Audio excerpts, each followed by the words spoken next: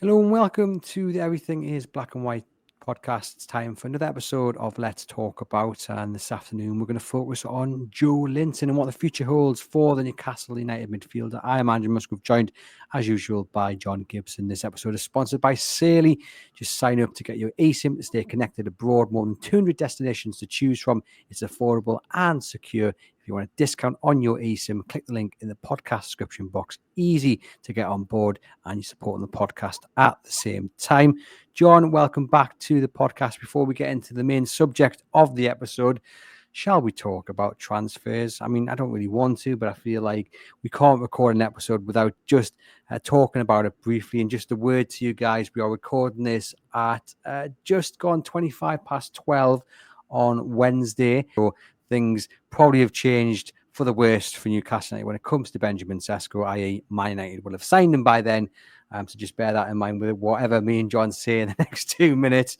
But John, I think whatever happens in the next, it's fair to say it will be positive for Newcastle United, will it?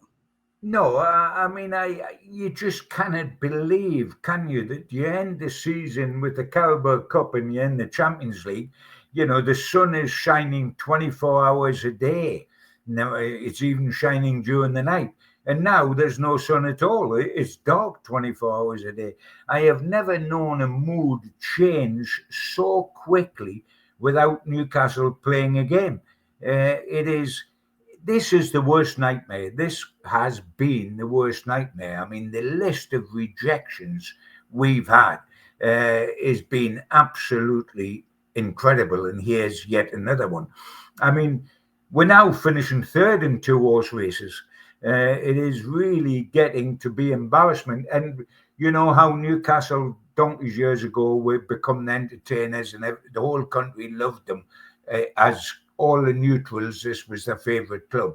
Now this is their joke club. The rest of the country's having a wonderful time laughing at our latest failure, wherever it is. And at one stage, Sesko was being touted by the Slovenian press as saying we were past the post and he was joining Newcastle United. And even when we've got somebody allegedly past the post, we don't end up with them. I'm just getting very, very, very depressed and very, very, very cynical.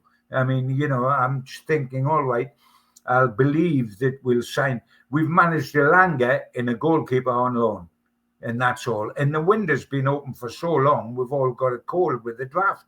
And we've not signed anybody bar those two. And we're supposed to our original list was four, Andrew, we want, and we still want four. Two strikers, a centre half, and a midfielder now.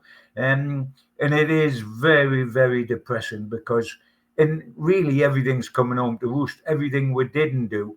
Because the truth is that Eddie and the boys punched above their weight in the league, and we got results way beyond what we ought to have done.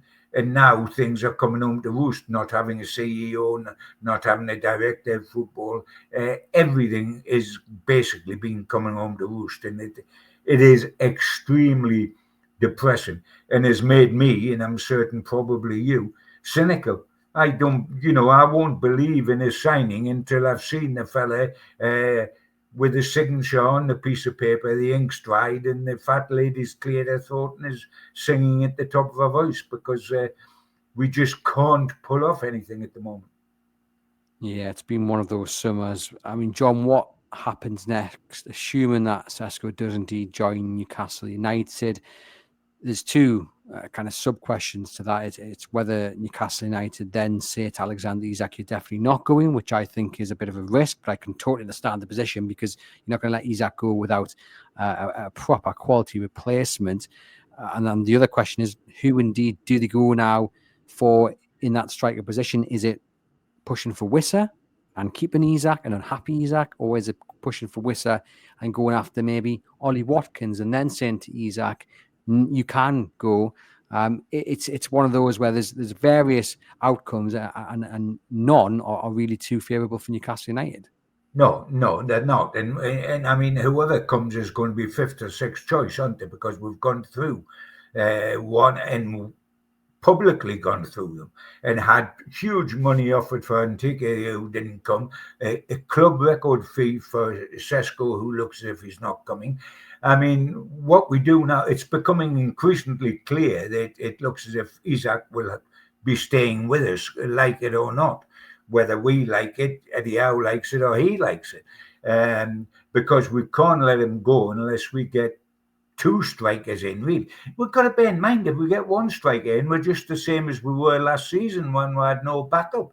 And we don't want to be in that position. If Wissa comes, he is for Callum Wilson. He is not for Isak. So he doesn't answer the Isak problem, him coming. And I'll be happy to see him come, and it will be a help to see him come. But we need a centre forward as well. Now, the problem is, in the centre forward, I'm told Newcastle don't want to buy two strikers who are both in their late 20s, becoming 30 very quickly. Wissa's 29. Watkins is 28. They don't want them to be the two strikers purely on age. They want one older striker, who at the moment would be Wissa, and one young striker, so that they get the balance. And if they get two 28, 29-year-olds, their sell-by dates come round very rapidly, they're worth nothing, etc., etc. I mean, do you then go for Watkins as your main man and get a cheaper backup instead of Wissa? I don't know. But the age of those two, they don't want the two to be Wissa and Watkins, although they may have to change the way they're thinking because of availability of people. But the longer this goes on, the more this complication becomes with Isak. And like you, I'm very uneasy about it because he has depressed me. All right, he wants away. Players do want away. He's a Swede. He's not committed to Newcastle United the way we Geordies are, etc., etc. But the way he's gone about getting away, virtually going on strike, just leaves a bad taste in my mouth. And the bigger worry than the bad taste for me is, if he is forced to stay, what will we get? Will we get the Isak if towards the end of last season, it was a pale imitation of what he really is? I'm not saying not trying, because that's one hell of a thing to say about a footballer, but with his mind scrambled, not on, going through the motions, and then it's not the answer. And all right, he might get his head around the situation after a month or 6 weeks or whatever of a new season, that he's got to stay till next summer and go then, or at least till January. But in the meantime, the damage done to Newcastle in terms of Premier League points and the Champions League, the start of the Champions League, by getting poor results because the player's not with it. I mean, we saw when Anthony Gordon was scrambled. He was half the player he was for quite a while, Andrew, before he got his head together. He's got his head together now. Pre-season, he's been a breath of fresh air. He's looked like the player we knew a little while back. But we're not going to get that with Isak. We're not going to get the Isak that was absolutely terrifying the whole of the country if he's forced to play for us. Two things that strike me now. Will he play at the weekend, Friday, Saturday? I very much doubt it. Will he then play at Aston Villa? Will he play at home against Liverpool if he's had to stay here because his transfer is off? And by the way, and I know he's a slim lad and all that, but how fit's he going to be? He's never played pre-season.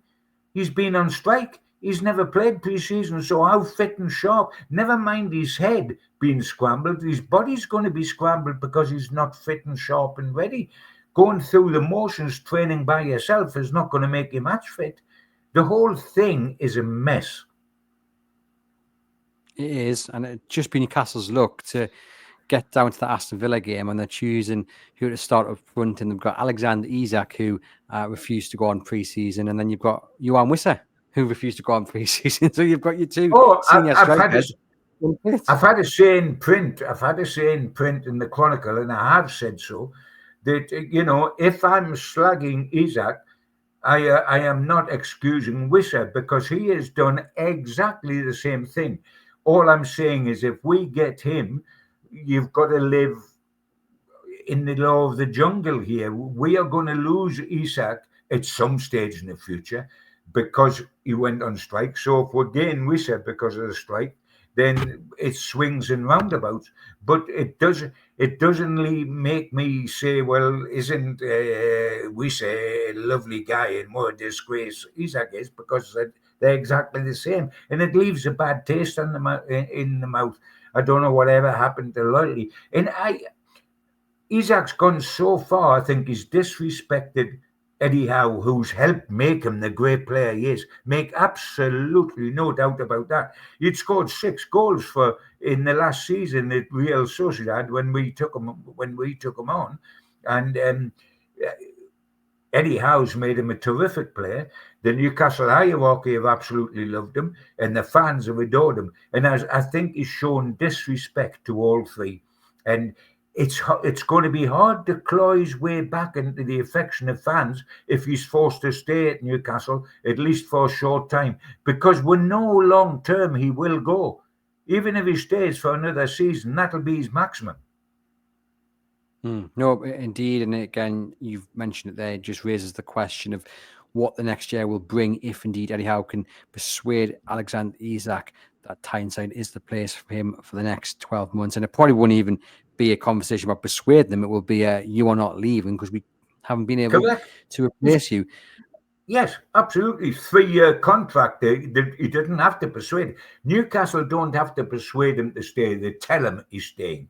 But then Eddie Howe's got to persuade him to be in the right frame of mind, because he can be here in body, but if he's not here in mind, he's only half the player that he was to us. And there's a major problem for Isak, but there's also a major problem for Eddie Howe and for Newcastle United and for the fans. And that's presuming he's staying. And you've almost got to think he is now. If Cesc goes off the table, and it looks as if he is, what have we got? A week and a half before we play Aston Villa. Not much time to get a new striker in and get Isak out, is it? No, not at all.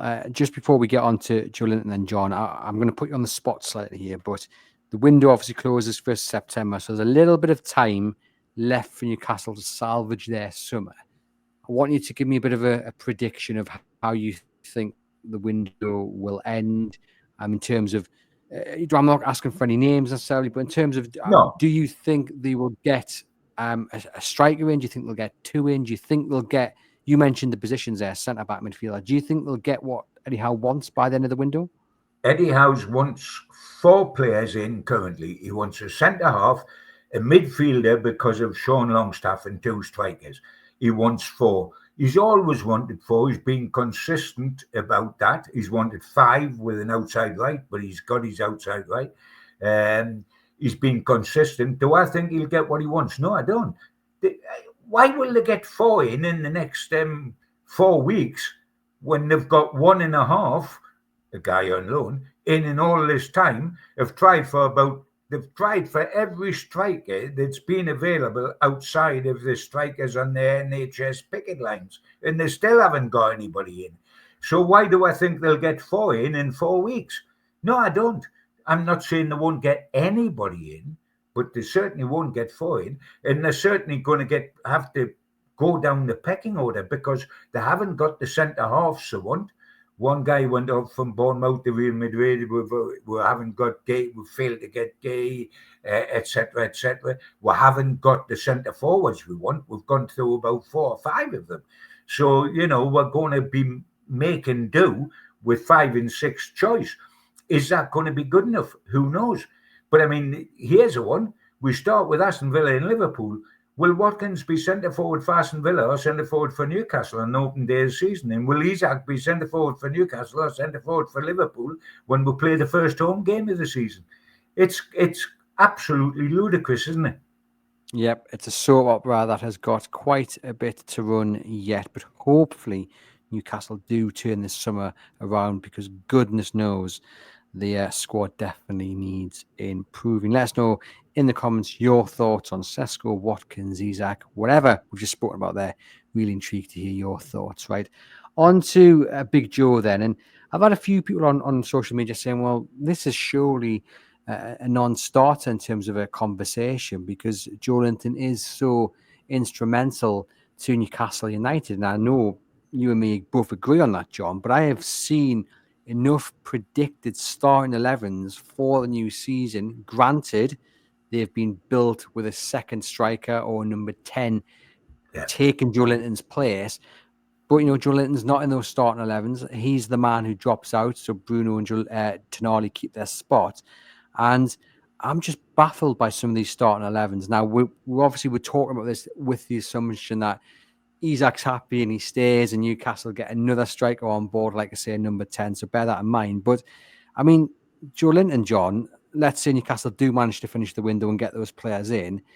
If Newcastle do get a decent striker in or number 10, for me, I can't really see the formation changing straight away at the very least. And I don't think it's a foregone conclusion that actually, if it did, it would be Tonali and Bruno in the middle, because I think they're similar players. And what Joelinton gives you is that brute force. He's the tank in the middle. And I don't really subscribe to the notion that Joelinton drops out. No, I know what fans are talking about, a different setup because of a 10. But I mean, I'm not convinced for a start that we are going to tactically play a different setup. Eddie Howe doesn't like that. He'll dip in for the odd game with a different setup. But I don't think he's if we sign 2 strikers, I don't think he's necessarily going to play with a striker and a 10 and 2 wingers, and therefore somebody drops out of midfield, because that isn't his style. I think he would take Wissa to be what Callum Wilson is, the impact guy off the bench and the guy that'll come in for certain games in the Champions League and in the 2 domestic cups, and will get a lot of playing time. But I don't think that Wissa and Isak, or Wissa and the centre forward we buy instead of Isak, will start virtually every game, and therefore we'll have a 2-man midfield. I don't think Eddie doesn't like changing things. I'm talking tactically, etc. Too much. He'll play with 3 centre halves on occasions. He would play with a 10 on occasions, but I think by and large he'll stay the way it is. And as we've said, it's not so long ago, towards the end of the season, we being Geordies, were touting Tonali and Bruno and Joelinton as the best midfield trio in the Premier League, and basking in the way they destroyed the other great midfield, which was Liverpool's, in the Carabao Cup final at Wembley. And all of a sudden, we're going to only have 2 of them, and Joelinton's going to be out. Now, what we were worried about initially when we signed Tonali, if you remember and go back to that, Andrew, was how can Tonali and Bruno and Joelinton play together? They don't necessarily complement each other, etc., etc. Now, Eddie found a way with that, and it really involved the other 2. He got Tonali to sit as the central of the 3, to sit just in front of the centre halves, put Bruno on his bike, and Joelinton kept doing what he kept doing. The balance of our midfield is very, very good at the moment. And whatever each individual brings to the table, and Tonali is the sitter who puts out fires all over the pitch and is very athletic and a great passer of the ball. Bruno's the unleashed dog that charges forward and creates havoc around their box. But nobody gives the team what Joelinton gives, and that's something you touched on before, the brute strength of the guy. He's our enforcer. He's our ball winner who they can then go on and play. He's the bouncer in the team, if you like. The bouncer on the door in the nightclub. I mean, in a way, he's our Patrick Vieira. He was a different class, but you know what I'm talking about. The big guy that dominates the middle physically, but can play a bit as well. Yes, he's a walking yellow card because that's his job. He's an enforcer, etc., etc. So he's going to get booked regularly. But he is crucial to the side, and he brings something to the side nobody else brings to the side, because Tonali's great defensively, and he puts out fires by getting there and nicking the ball, etc. But he's not a physical enforcer. Bruno certainly isn't a physical enforcer. Lewis Miley's not a physical enforcer. So if you need that, and there's going to be days when you do, there's going to be days when sides with a lot of ability look as if they could run through Newcastle's midfield. And the only time they won't run through the midfield is if Joelinton's there, because he won't physically allow them to do that. So he has got a huge contribution. And apart from that, I know that the discussion is whether he starts in the team or not. But for goodness sake, look at our midfield. I mean, Eddie Howe's gone from having 6, which is what he wants, to having 4 for the start of the season, because Sean Longstaff's been sold and Willock's out for anything from 4 to 6 weeks. So we've only got Miley to cover the 3 we've got. And I think when we started Aston Villa on the opening day of the season, we won't be playing a centre forward and a 10 and cutting down on the midfield. I think that's for certain, and we certainly won't want to do that in Aston Villa. Be one man light in midfield to absorb their strength away from home. We'll play 3 across the middle, and the 3 will be our international 3, in my opinion. No, I agree. And you mentioned there about how we were raving about Bruno Tonali and Joelinton being the best midfield 3 in the Premier League. Do you still subscribe to that, John? Because I certainly do. I think when everyone's fit and firing, there's not many midfields, if any at all, that can get anywhere near them. No. I basically think that's probably true. Ironically, the only midfield I thought that was as good was Liverpool's midfield before we played them at Wembley, and we absolutely marmalised them in midfield, which was rubber stamped our 3 as being the best 3. But with McAllister and the Hungarian kid, and they have a very, very good midfield. And of course, they've just spent 110 million on a player to play in there now, Liverpool.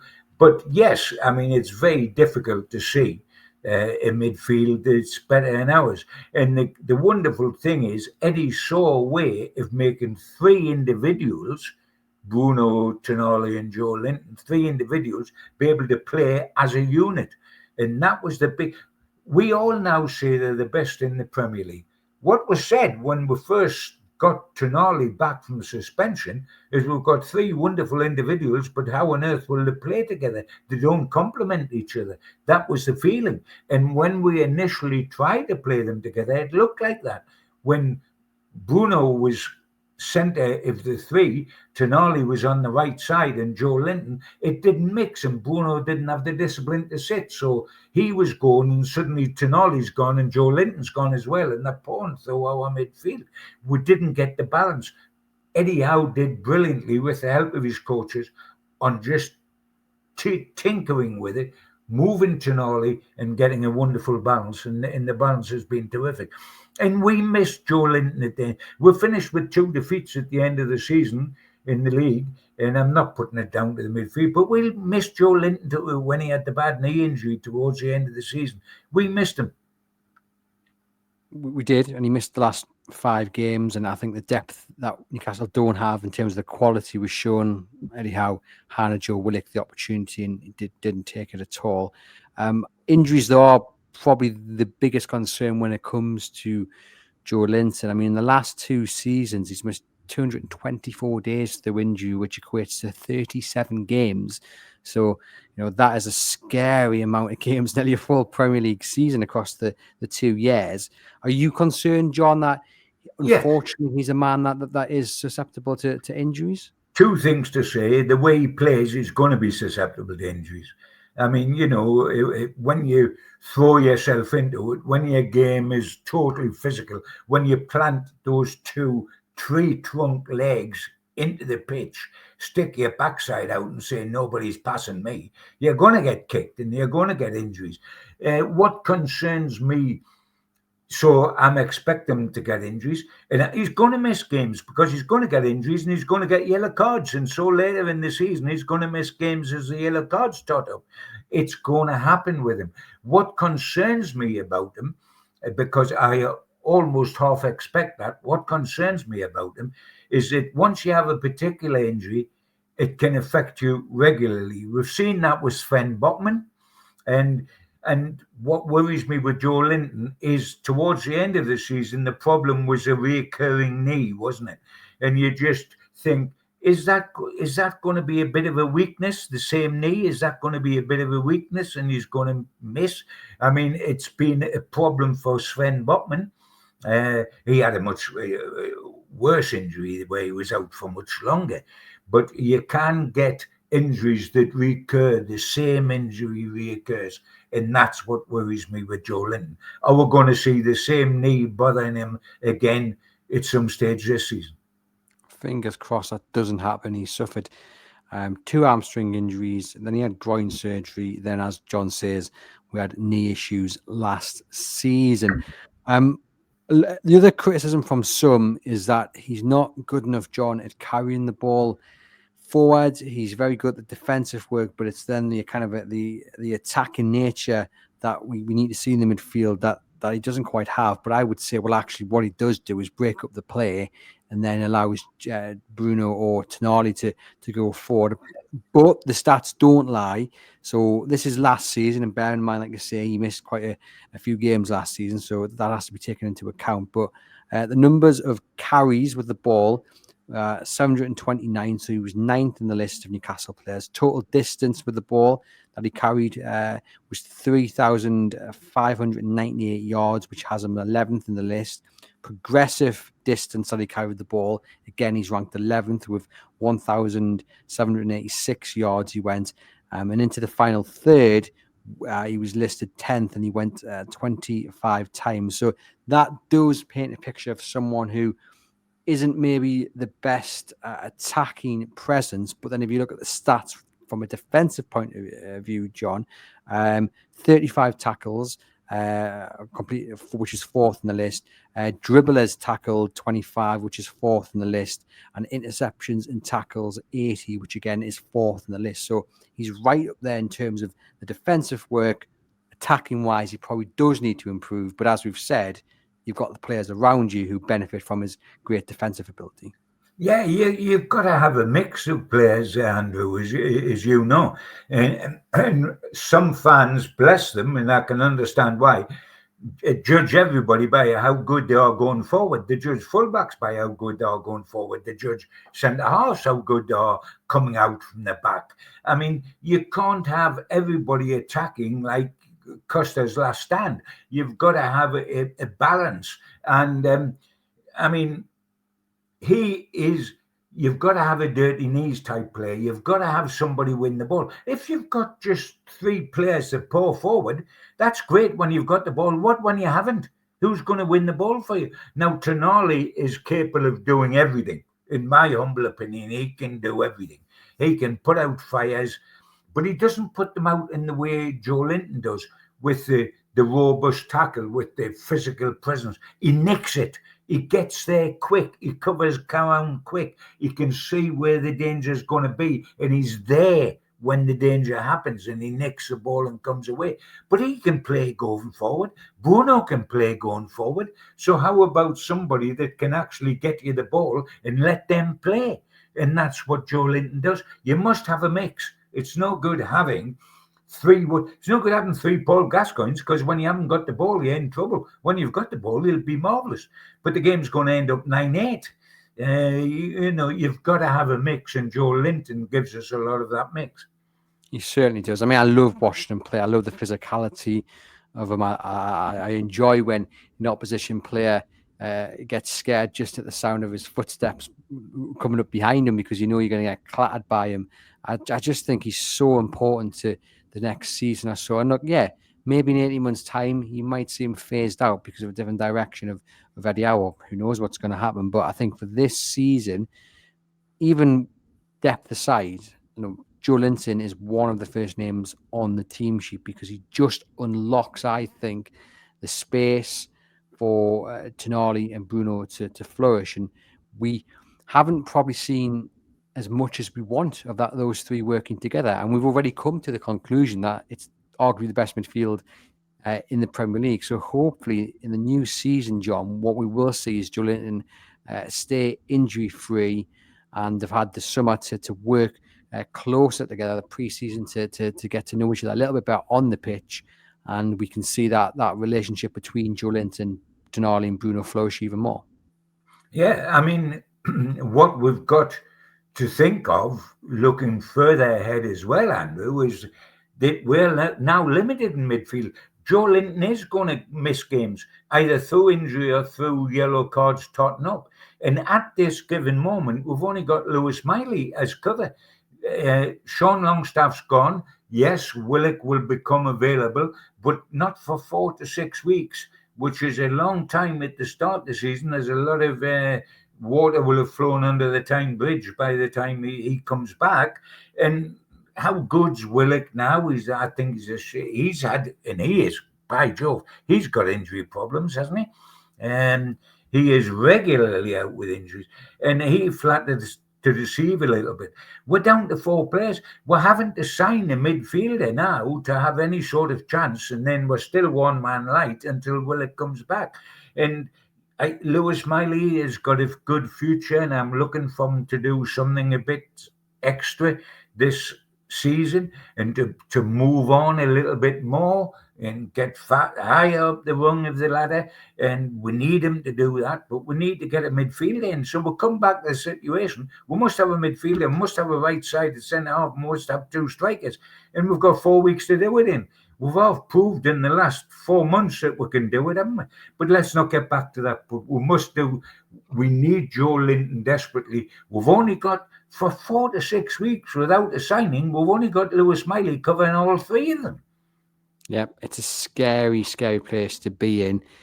But hopefully Newcastle's frustrations of the window so far dissipate, and we see them finish the window strongly. But certainly, by the way, and I love you to death, mate, but I've seen you say that week by week by week. I know. Since May, and we've got a langer. I know, John. I know. I'm trying my best, but look, I am as frustrated as everybody else. Someone said to me, "You must be the calmest Newcastle United fan about," and it's simply down to the fact that you look at that squad and no one, whatever your role is at Newcastle United or whether you're a fan of it, no one can look at that squad and think it's equipped for what's to come. So that's what's given me this hope and belief that even though there's just over or just under a month to go to the window closes, that they will give Eddie Howe the players to compete next season. Or otherwise, the reality of the situation with this current squad, I mean, I don't want to think about it until the window shuts and then we can do a proper analysis and critique and what have you. But there is enough time for it to turn around. It has to be turned around because, to put it quite simply, the squad in its current form is not good enough. But let's see what happens, John. Thank you for popping onto the podcast and talking about Joelinton. And thank you guys for watching and listening. Do get into the comments. Do leave us a rating and review. Myself and John will be back next week. Hopefully, Newcastle have managed to win their first pre-season game of the summer. They managed to sign somebody. Oh, and that, yes, and that. Well, I mean, there's a lot of things that need to happen, and hopefully they do happen over the next few days. But a win in pre-season would be one of those things at the top of my list. Obviously, the Saily Cup happening this weekend, and let's see what happens there. But John, thank you as always, and to you guys, we'll be back next week. Goodness me, John, it will be the first preview of the season as well, won't it? Because it'll be Aston Villa we're talking about. It certainly will. And as we sit here now, we don't know what the situation will be in terms of having had a win, in terms of who we've signed, or in terms of who has rejected us yet again. All sorts of things let's hope, all sorts of positive things happen between now and next week. Otherwise, we'll need all your optimism to conjure up a feeling that we can go to Aston Villa and win by 3 clear goals. But let's wait till next week and we'll talk about it and enjoy it. Please let us enjoy it. You're doing me a disservice. Not even I would be that confident if the starting 11 and squad looks like it does today, heading into Villa Park. But anyway, that's for next week. Enjoy the rest of your week, ladies and gents. Thank you, as always.